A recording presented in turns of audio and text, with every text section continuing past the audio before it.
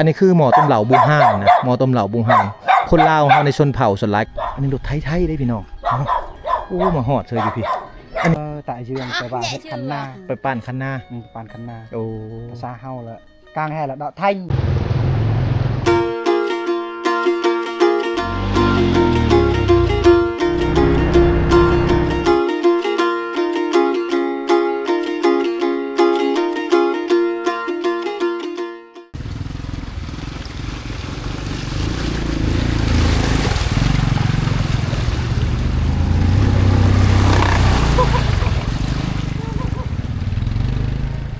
กับทักทายสบายดีสวัสดีพ่อแม่พี่น้องเมื่อสุขุสุขคนคือเก่ายินดีต้อนรับทุกคนเข้าสู่ช่องบ่าวโหนดพาเลาะพี่น้องอีพีนี้บ่าวโหนดได้ขาบหวยมาแล้วพี่น้องเนาะ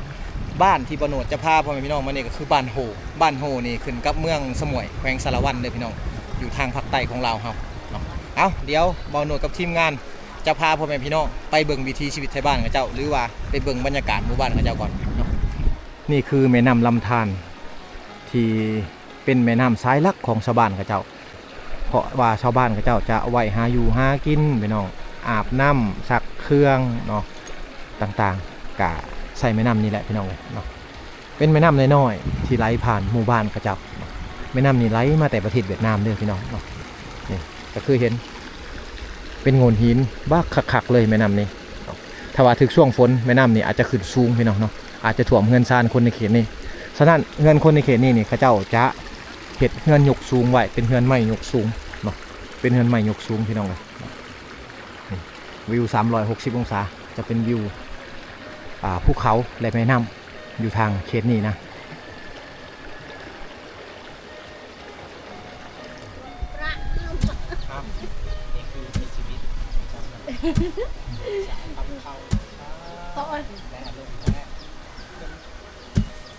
คือว่าทางเขตนี่ผู้สาววัยหนุ่มต่างๆเนี่ยเขายังตำเขาอยู่ต้องเล่นเงียนหูต้องเฮียนหูไว้เป็นประเพณีเขาเพราะว่าเวลาแต่งงานไปนี่ถ้าว่าครอบครัวทั้งผัวนี่บ่มีเครื่องสีเขาเขาต้องไปตำเอาแต่ว่าเฮือนเรานี่มีเครื่องสีเขาแต่ว่าเราบ่สีเราตำเอาอย่างเดียว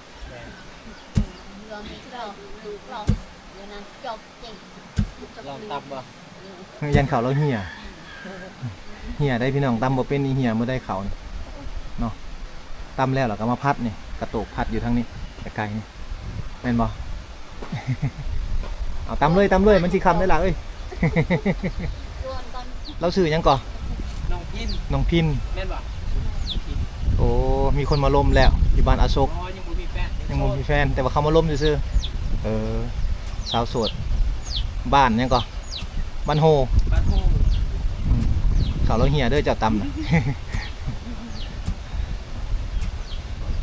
ถ้าเป็นเจ้าล้มเนี่ยบ่ต้องให้เราตำก็ได้ให้เราซีเอาเขาเงินเจ้านะ ตำเขาซอยผู้สาวพี่น้องจักชีซอยจักชีเห็นให้เขาลำบาก กวดเขาในแม่เจ้าตำเจ้าก็กวดเขาน้ำตำแล้วก็กวดเขาน้ำแน่นกวดละตำหัวนะเราสิให้เรากดเลยอ๋อให้เราซอยเนาะ ซอยกันแปลงเองเลย เปลี่ยนน้ำมันเครื่องเองนี่เขาเปลี่ยนน้ำมันเครื่องเองนะเปลี่ยนเองเลยเนาะน้ำมันเครื่องนี่อันนี้คือรถมาแต่เมืองกงจินี่ประเทศเวียดนามพี่น้อง74นี่อยู่ทางนี้เขาจะบ่มีอาหารสมแปลงรถต่างๆชาวบ้านเขาเจ้าต้องได้แปลงเองเนาะแปลงเองคือเปลี่ยนน้ำมันเครื่องต่างๆเขาจะเปลี่ยนเองเขาพี่น้องเลยนี่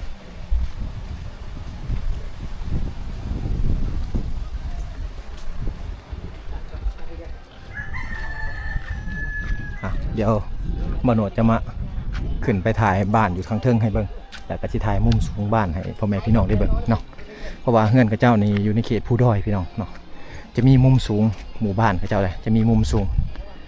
เวลาแนมลงมาก็โอ้เป็นมุมที่ว่าคักไปอีกแบบพี่น้องแต่ว่าเฮือนอยู่เทิงนี่จะเป็นเฮือนแบบดั้งเดิมของคนในชนเผ่าบอกว่าจะเป็นชนเผ่าเวียดนามชนเผ่าทางเบื้องลาวเฮากะเฮือนซานกับเจ้ากะสิเป็นเฮือนแบบสี่เนาะนี่ฟังเพลงเวียดได้พี่น้องเอ้ยเฮานี่อยู่ในเมืองแท้ๆส่งลูกหลานไปเฮียนภาษาเวียด แต่สำหรับเขาแล้วเขาจะส่งลูกหลานไปเฮ็ดเวียกกับเวียดนามเนาะแต่ภาษาเวียดนามเขานี่ได้เงินเดือนเขานี่บ่ต่ำกว่าประมาณ10,000 กว่าบาทพี่น้องเนาะเฮ็ดเวียกอยู่เวียดนามคือกันได้ป้าเถอะเงินเพิ่นอยู่สูงขนาดเลยผู้ทะเลนี่แม่นเฮือนเพิ่นเลยนะเฮือนเขาเจ้าเฮ็ดหลังใหญ่แบบซี่แต่ว่าเขาบ่ได้ขันห้องนอนนะเขาจะนอนรวมกันเลยพี่น้องเนาะจะนอนรวมกันเลยนี่คือเฮือนชนเผ่าปะโกะกะโดอยากคล้ายๆกันกับอยู่ทางเวียดนามแม่นบ่พี่น้องเนาะแต่ว่ามาเขียนนี่เขาโบมีไฟฟ้าเนาะเขาบ่มีเครื่องซีเขานะเขาจะตำเอาเนี่ยตัวนี้เครื่องตำเขาเขา เครื่องตำเขาเจ้าพี่น้องก็คือเครื่องซีบูฮานนั่นเองช่วงแรงๆเขาจะเห็นเขาตำเขาเนี่ยเนาะแต่ว่าเขามาช่วงนี้ก็คือประมาณ2-3 โมงเขายังบริเหตุพี่น้องกิจกรรมหมู่บ้านนี่คือสิมีหลายเนาะเอาไว้โอกาสน่ะเดี๋ยวบโนดจะพาผมไปพี่น้องมาเบิ่งกิจกรรมหมู่บ้านเขาเจ้าเนาะว่ายามแรงเขาเฮ็ดยังไงคือสิคักคือสิม่วนพี่น้องเลยเนาะเอาไว้โอกาสหน้ามาใหม่เนาะโอกาสนี้ก็คือมาถ่ายวิวทิวทัศน์ธรรมชาติหมู่บ้านให้พ่อแม่พี่น้องได้เบิ่งก่อนเนาะนี่สูงแท้ๆพี่น้องเลยเงินอยู่เขตนี้เขาอยู่ใกล้กับภูเขาแล้วก็ใกล้กับน้ำพี่น้องเนาะถ้าว่าเขาจัดสรรเป็นโฮมสเตย์หับเอานักท่องเที่ยวมาเที่ยวเกี่ยวกับวิถีชีวิตพื้นบ้านหรือว่าวิถีชีวิตชนบทนี่น่าจะดีอยู่ทางเขตนี้หักษาไว้แบบซี่เนาะหักษาไว้แบบซี่พี่น้อง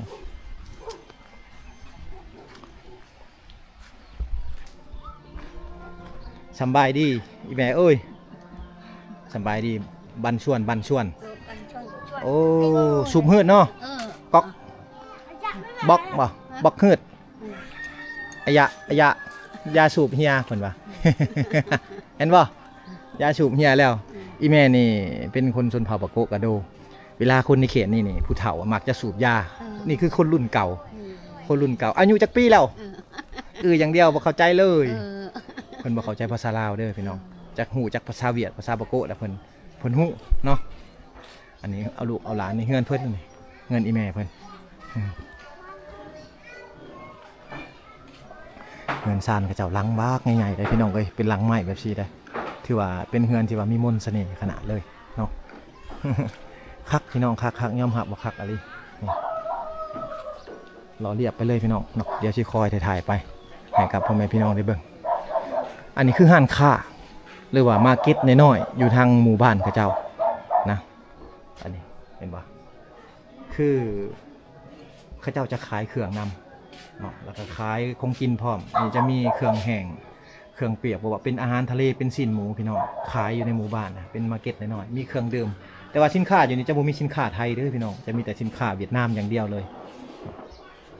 อันนี้คือลูกๆหลานๆอยู่ทางเขตชนบทลาวเฮานะมาเบิ่งมุมนี่เฮือนซานเพิ่นป้าโคตรบักงามเลยพี่น้องเลยเนาะทางหลังจะเป็นภูเขาตัวนี้จะเป็นสายภูหลวงที่ว่าขันกับลาวเวียดนามแล้วก็ขันเวียดนามลาวพี่น้องเลยเนาะเป็นสายภูหลวงถ้าเขาไปภาคเมืองนั่นจะเป็นประเทศเวียดนามนะจะเป็นประเทศเวียดนามที่ว่าเชื่อมต่อครับอันอาวองบ้านอาวองนั่นเองเนาะอยู่ทางนี้กะใส่รถไถคือกันพี่น้องเนาะรถไถนี่จะโบแมนรถไถไทยเด้อเนาะจะเป็นรถไถทางเวียดนามเนาะเบิ่งโดดเบิ่งก่อนโอ้อันนี้รถไทยได้พี่น้องโอ้มาฮอดเธออยู่พี่อันนี้คือรถไทยน่าจะไปซื้ออยู่เมืองสารวันพี่น้องเนาะตัวนี้จะเป็นยี่ห้อคูโบต้านะชนบททางเขตนี่ติดกับเวียดนามอะไรได้พี่น้องแต่ว่ายอมหับว่าเพิ่นไปซื้อเอายังเอารถไทยมาใส่นะนี่ก็คือรถไทยเนาะลูกๆหลานๆอยู่ทางเขตนี่หน้าคล้ายๆกับคนเวียดนามเลย เนาะเจ้าเนี่ยคือคนเวียดนามเลยเห็นบ่วัฒนธรรมต่างๆอยู่นี่คือคนเวียดนามพี่น้องเนาะผู้นี้ก็คือกันนี่คือคนเวียดนามเนาะ ลูกหลานทางเขตนี้คือคนเวียดนามทั้งนั้นเลยนะเอายังเลาะเบิ่งหมู่บ้านเพิ่นพี่น้องเนาะก็คือเห็นเวลาเขามาหมู่บ้านนี่ก็เป็นหมู่บ้านที่ว่าน้อยๆบ่ใหญ่ได้หมู่บ้านนี่เนาะเป็นหมู่บ้านน้อยอยู่คนละภาคอยู่คนละภาคอันแม่น้ำกับบ้าน เตียบบ่เนาะอยู่คนละภาคกันพี่น้องเลยนี่คือสวนผักกระเจ้าสวนหญ้ากระเจ้าเนาะที่เขาปลูกไว้กินอันนี้น่าจะเป็นโฮงต้มเหลาน่าจะเป็นโฮงต้มเหลาพี่น้องเนาะนี่อันนี้จะเป็นเครื่องต้มเหลาเขาโอ้แม่นแล้วพี่น้องเอ้ยแม่นแล้วอันนี้โฮงต้มเหลาเลยอันนี้คือโฮงต้มเหลาแบบบูฮานเด้อโฮงต้มเหลาแบบบูฮานเลยนะใส่เตาไฟแบบซี่นี่อันนี้คือถังเก็บน้ำน่าจะเป็นน้ำกองที่เขาจะเห็นมันสะอาดแล้วเขาจึงเอาไปต้มเนาะข้างในจะเป็นขี้เหลาเลยพี่น้องเต็มเลยอันนี้คือหม้อต้มเหลาพี่น้องเนาะอันนี้จะเป็นหม้อต้มเหลาหม้อต้มเหลาบ้าใหญ่ๆเลยนะหม้อต้มเหลาเนาะอันนี้คือหม้อต้มเหลาบูฮานนะหม้อต้มเหลาบูฮานคนลาวเขาในชนเผ่าส่วนหลายกับต้มเหลากินเองพี่น้องเลยเขาขายกวนหนึ่งแพงได้เหลาเขาเนี่ยก่อนจะได้เหลากวนหนึ่งใช้เวลา30 ชั่วโมงหนึ่งพี่น้องเนาะก่อนจะได้เหลากวนหนึ่งนะฉะนั้นเขาขายในกวนหนึ่งบ่ต่ำกว่า50,000พี่น้องแพงกว่าแพงกว่าเบี้ยเนาะ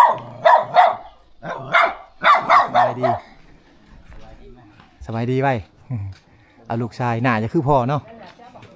หน้าคือพ่อเลยจะคือคนเวียดนามในทางนี้เนาะขายกับคนเวียดนามพี่น้องเลยแล้วให้แล้วหน้าหรือเปล่าแล้วถ้าบ่แล้วเนี่ยไปเฮ็ดหน้าแล้วยามนี่เนาะเอานี่คือเฮือนเพิ่นได้ครับพี่น้องเฮือนทางเขตนี่ครับแฟนแทนเหรอโอนตุ้ย อันนี้คือมาแต่ดำนาเห็ดหน้าแหละอยู่หนองมาพร้อม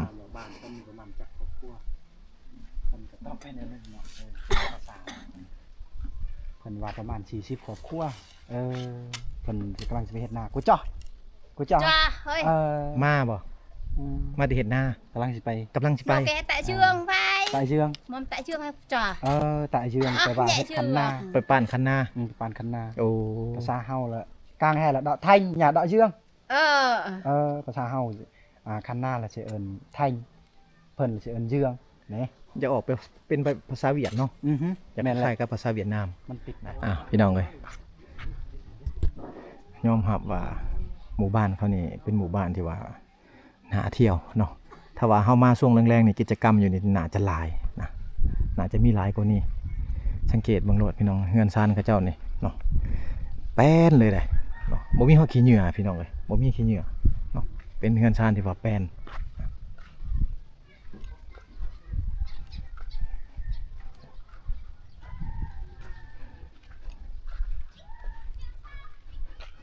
อย่างเบิ่งบรรยากาศรวมๆเลยพี่น้องเนาะกิจกรรมกับบ่มีหยังหลายก็คือเห็น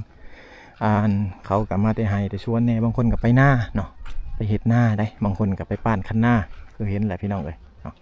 ก็จะบ่มีกิจกรรมหยังหลายเนาะที่ว่ามาถ่ายทำให้พ่อแม่พี่น้องได้เบิ่งถ้าว่าเฮามาในช่วงแรงๆเนี่ยก็คือสิมีกิจกรรมหลายกว่านี้ก็มีแต่บ่โนจะถ่ายบรรยากาศให้พ่อแม่พี่น้องได้เบิ่งคือเห็นเนาะ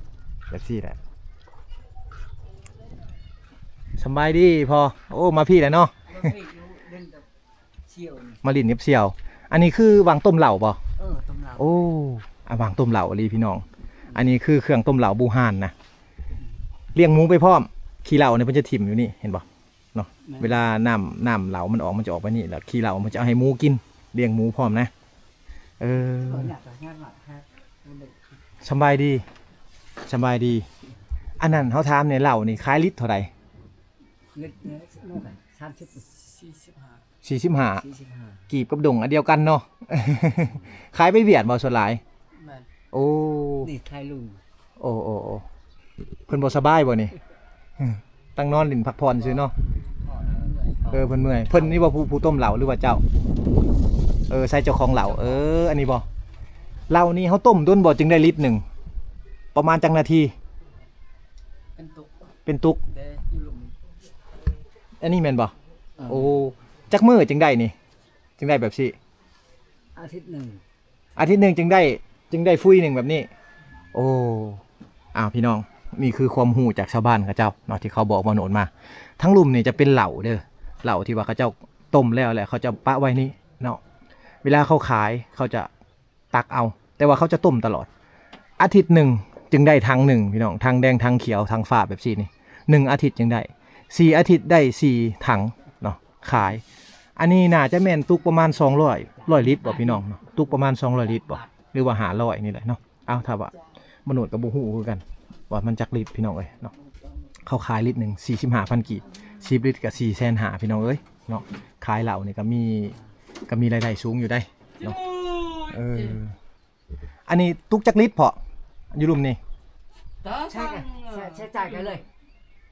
เอาเลยมูบอลมูหมอก จักลิตรอยู่รุมนี่ ฮู้บ่ ใช่เล็กเนี่ยคอย15ลิตร ฮะอันทั้งใหญ่ๆนี่ได้ โดน 15ลิตรแม่นบ่ 16แก้ว17แก้ว โอ้มันได้17แก้วไปว่าเฮ็ดบ่ได้เอาใส่เต็มถังเนาะเออเต็มแล้วถังเลย เต็มบ่ประมาณ17บ่โอ้ประมาณ17ลิตรเพิ่นว่า เอาเนี่ยก็16โล โอ้หมดข้าว16โลต้มถังหนึงโอ้มันโหดก็คิดว่าตุก500ลิตรบ่แม่นพี่น้องประมาณ17ลิตรถังอันนี้นะประมาณ17ลิตรเพิ่นว่าและหมดข้าวในการต้มนี่ประมาณ16โล57โลนะต้มเหล้าอยู่ทางนี้เอาขอมกขอบใจหลายๆเด้อ ประมาณ10วันก็เฮาได้ต้ม โอ้เจ้าน้อยกะกุดเวียดกุดจีนนี่ได้ขายเลยเนาะ วันประมาณเดือน2เนาะประมาณเดือน2เนี่ยเขากินปีใหม่จีนปีใหม่เวียด แม่น ทางนี้ต้องได้ขายเหล่าดีขนาดเลยเพิ่นต้องต้มไว้โอ้โดยบุญลาวบ่ได้เฮ็ด บุญลาวบ่ได้เฮ็ดเนาะ บุญเวียด บุญเวียดแล้วต้มไว้แล้วขายเวียดคิดว่าต้มไว้เป็นปกติบ่แม่นเนาะต้มไว้เพื่อไว้ไปขายให้เวียดนามโดยเอาขอมกกับใจเด้อโดยพี่น้องเอ้ยนี่ก็คือข้อมูลเนาะที่ว่าเฮาถามชาวบ้านเขาเจ้าก็คือเห็นกิจกรรมยามนี้ก็เป็นตามฤดูกาลไปมีแคมมีมันมีกล้วยพี่น้องเนาะมีต้มเหล้าแบบซี่บ้านเพิ่น เพื่อว่าจะขายให้กับพ่อค้าชาวเวียดนามเมื่อฮอดเวลาเขากินปีใหม่เนาะ เอาเฮามาด้านนี้ก็สิสุดแล้วแหละพี่น้องเอ้ยเนาะเป็นหมู่บ้านที่ว่าใหญ่พอสมควรนะแต่ว่าให้ย่างทั่วนี่ก็เมื่อยคือกันพี่น้องเนาะย่างทั่วนี่ก็โหนดเมื่อยคือกันเนาะเฮามาในเขตนี่ลุ่มๆลงมานี่จะเป็นโรงงานต้มเหล้าโบฮานนะจะเป็นวางต้มเหล้าเพิ่นได้นี่อันนี้ก็แม่นวางต้มเหล้าเพิ่นพี่น้องเอ้ยเนาะน้ำนี่จะใส่น้ำดินในการต้มเหล้า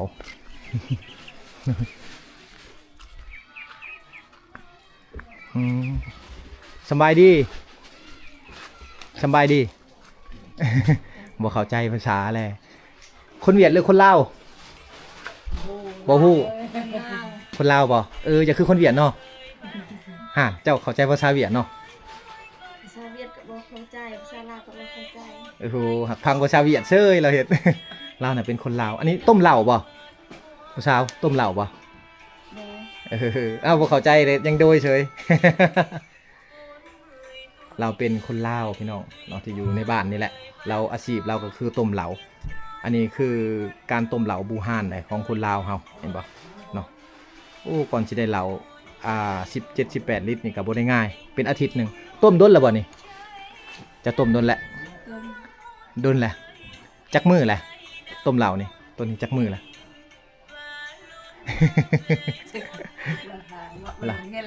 เราบ่เข้าใจเด้อพี่น้องบ่เข้าใจอะไรเข้าใจแต่บางคำศัพท์เท่านั้นเนาะสาวอยู่ทางนี้สบายดี ถามเลยผู้นั้นบ่เมียผู้นั้นเมียเจ้าเนาะ แม่น่ะ ขอถามหน่อยเด้อเอามาผัวน้องทั้งพี่ จะได้ เอา มาดิ สบายดีผัวนี่เว้าภาษาลาวแจ้งเลยอันนี้เมียเนาะ แม่เลย ถามเนี่ยอยู่ทางเขตนี่เวลาแต่งงานนี่คาดองเขาเอาเงินเท่าไหร่เวลาแต่งเนี่ยโดย มันก็อิงตามขึ้นบุคคล เอาเมียไปแล้วอิงตามเนาะ แม่อิงตามบุคคลอิงตามเขาให้เขามีเด้ของมัน ประมาณจักล้านกะวะ ก้าวเอา โดย คันกระดองข้าวหัวนี่ ตูนกูนอนแล้ว 10 ล้านประมาณนั้น 10 ล้านแล้วมีงัวมีควายบ่ มันมีหมูกับไก่นะ โอ้เฮ็ดฮีดเนาะ แม่น ไปแต่งเอาเมียแล้วเมียมาอยู่นำ แม่น ทางนี้ไปอยู่นำเมียได้บ่ บ่ บ่ได้เอ็นบ่มีแต่แต่งแล้วเอาเมียมาอยู่พี่มาซอยเวียกพ่อแม่ทั้งพี่ดนๆแล้วไปเยี่ยมยามพี่น้องเนาะ แม่น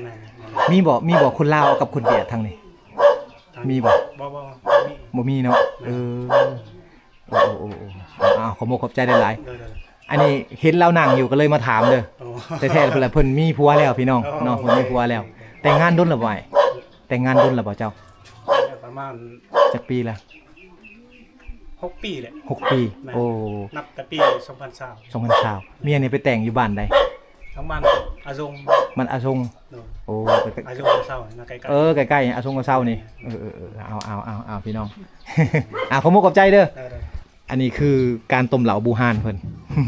แม่ ต้มในช่วงกุดจีนนี่เนาะกุดจีนกุดเวียดนี่เนาะ แม่น เมื่อช่วงนั้นก็บ่ได้ต้มขายบ่ ต้มคือเก่า เพราะว่าเขาเฮ็ดเศรษฐกิจเหล้าเนี่ย โอ้เป็นอาชีพเลย แม่น เป็นอาชีพขายเหล้า แม่น เออ จักได้ปีแล้ว ตั้งแต่ปีแล้วเนาะ แม่น เจ้านี่คนพื้นฐานนี่เลย แม่น โอ้เคยไปอยู่ในเมืองบ่ เคย ว่าแหละ จึงเว้าภาษาลาวแจ้งฮู้หมดทุกคำเลยว่าเวลาถามเมียเราบ่ฮู้พี่น้อง เพราะว่าตอน เออ นั้นเราเอาเพิ่น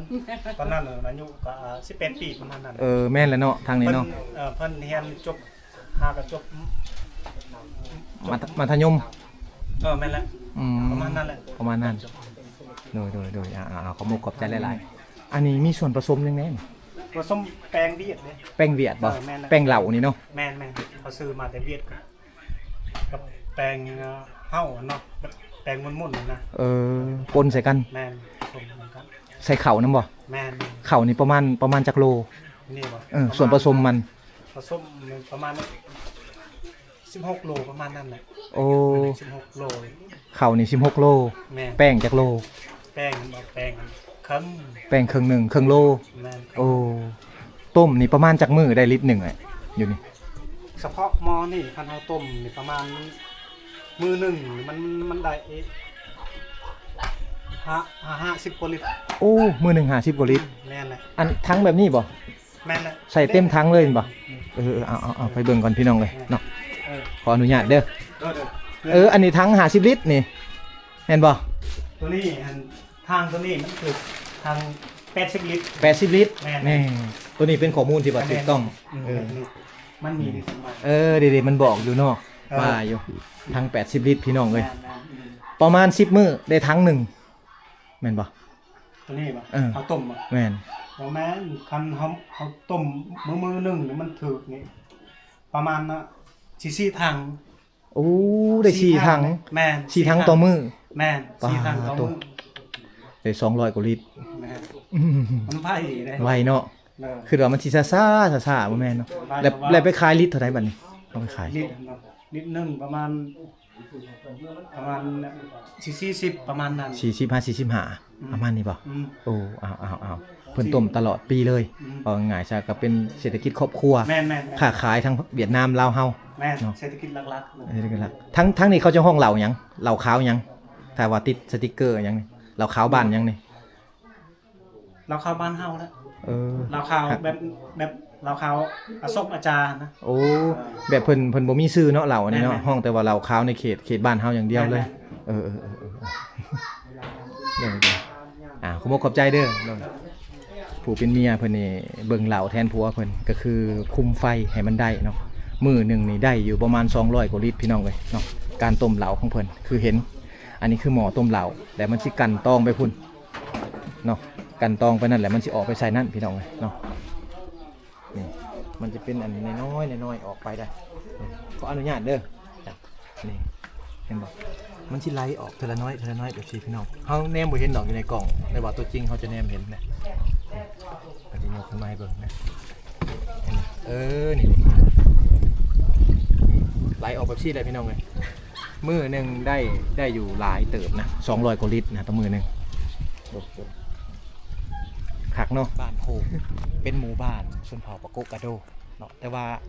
คำเว้าส่วนหลายอยู่ทางนี้ภาษาชนเผ่าเขานี่จะออกทางประเทศเวียดนามหลายกว่าพี่น้องเนาะถ้าว่าให้เป็นภาษาเวียดนามอยู่ทางนี้จะเว้ากันเข้าใจนะเอาอีพี่นี่ก็บ่มีหยังหลายพี่น้องพาพ่อแม่พี่น้องมาเบิ่งบรรยากาศแบบซี่แหละเนาะตามเขตชนบทชายแดนลาวเวียดนามเฮา